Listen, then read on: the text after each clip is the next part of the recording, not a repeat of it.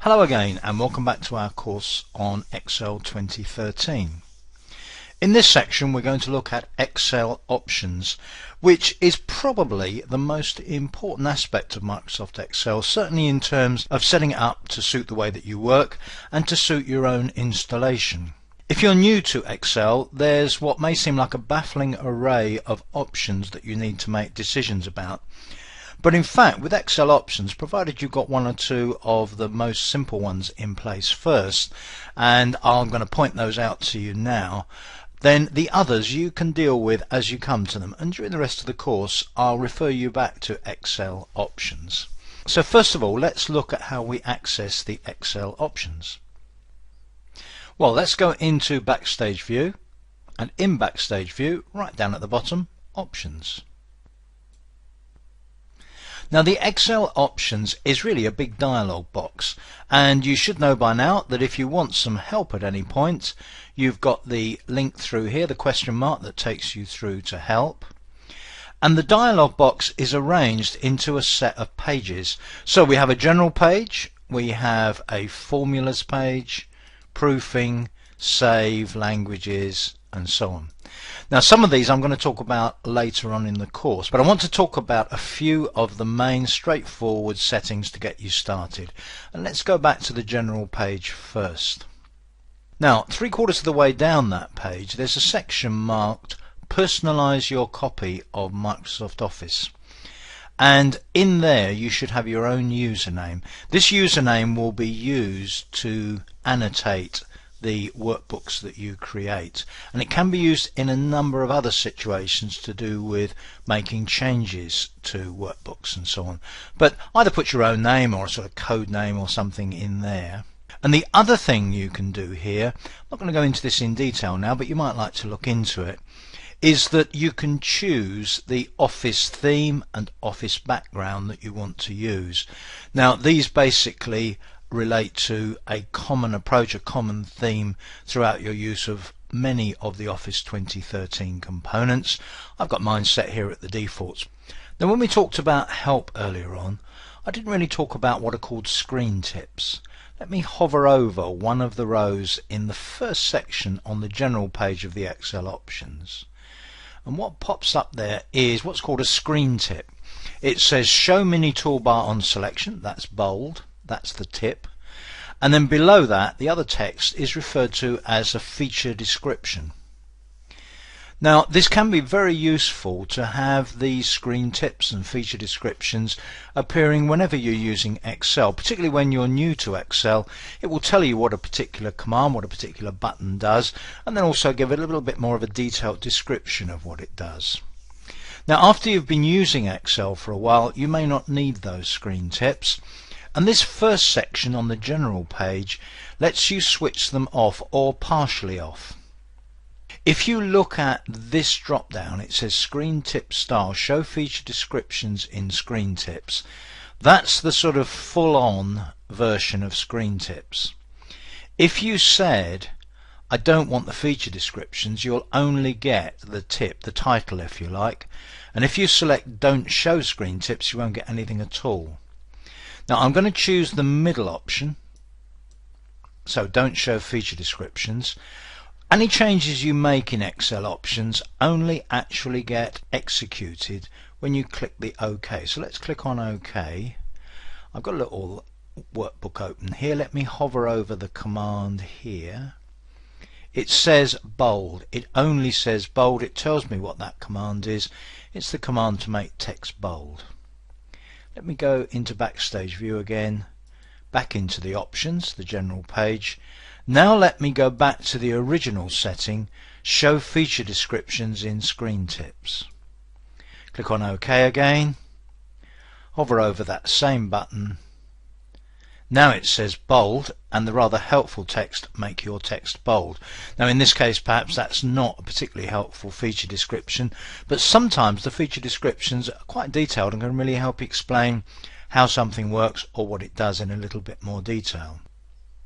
So let's go back into the options again, and I'm going to leave it at show feature descriptions in screen tips.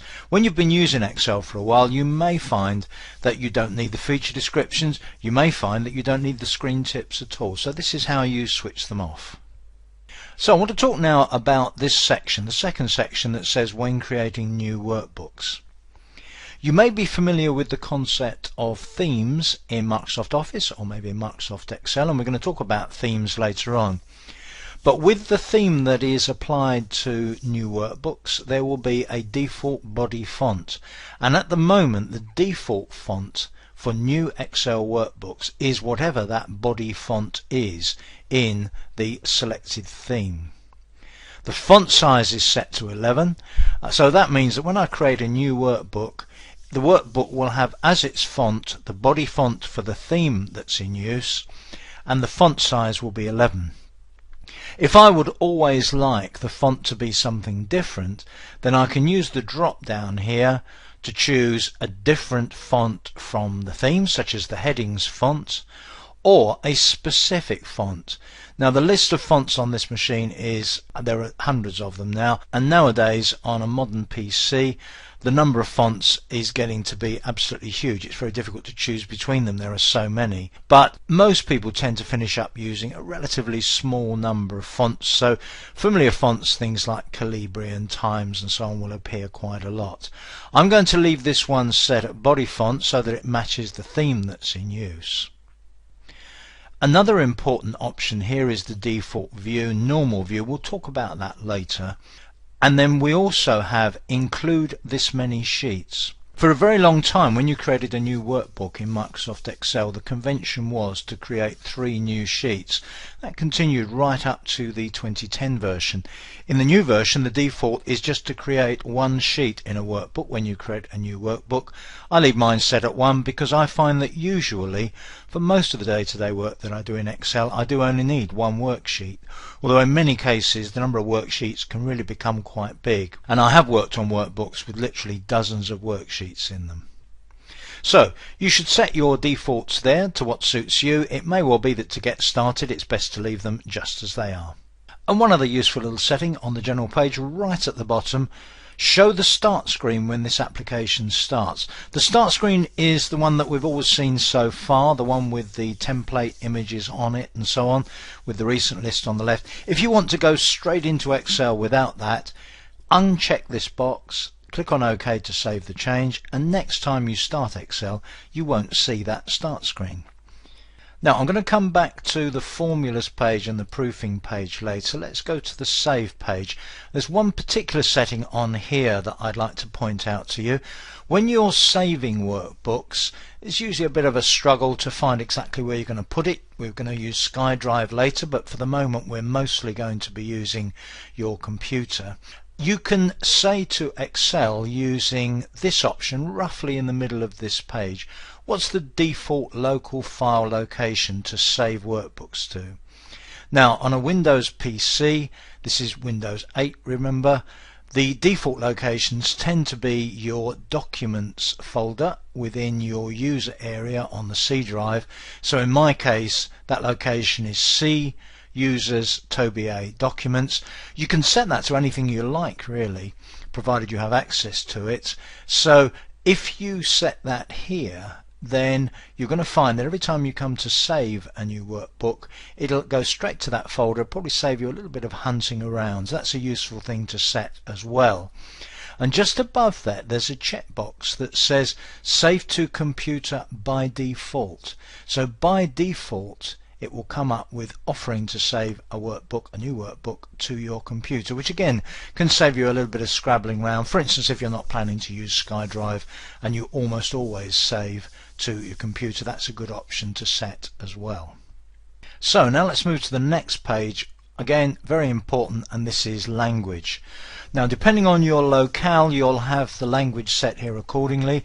My default language is English United Kingdom, and I probably in a typical working week do roughly half and half English UK and English US. I don't routinely work in any other languages, so I only have those two set up. Most people will only have one language set up, and to some extent people would say, well, what's the difference between English UK and English US? Well, believe me, there's quite a big difference. But you will normally have just your default language set up. If you use another one, it's pretty easy to add another additional language there. If you look at the drop down below this main box here, the list of languages is extremely long, and those languages are supported very well in Excel. So basically, make sure you have the right language set, and if there's more than one language, make sure you've got the correct language set as your default. It's quite straightforward to change the default. If, for instance, I clicked on here to English United States, I could use a button at the right to set that as my default language. Similarly, if I wanted to remove that language, there's a remove button on the right. So there are a few more pages, and we're going to come back to these a little bit later on. In the next section, we're going to be looking at the ribbon and the quick access toolbar, so I'll come back to those in a while. The advanced options, some of those we'll be coming back to later on as well. And then we have a page on add-ins, which really caters for additional facilities that you can install. And then also in terms of protection and security, we have a Trust Center page that we'll also look at later. So we've looked at the most important Excel options for now. I hope that makes some sense. You need to go through the pages that I've highlighted and make sure that you've got them set correctly on your installation of Excel, and I'll see you in the next section. If this is your first time here, click on the subscribe button to get similar videos every week. Every Tuesday, Wednesday, and Thursday, new videos are uploaded to our YouTube channel. If you want to see similar videos, click on the links under Check Out These Tutorials by Simon Says It.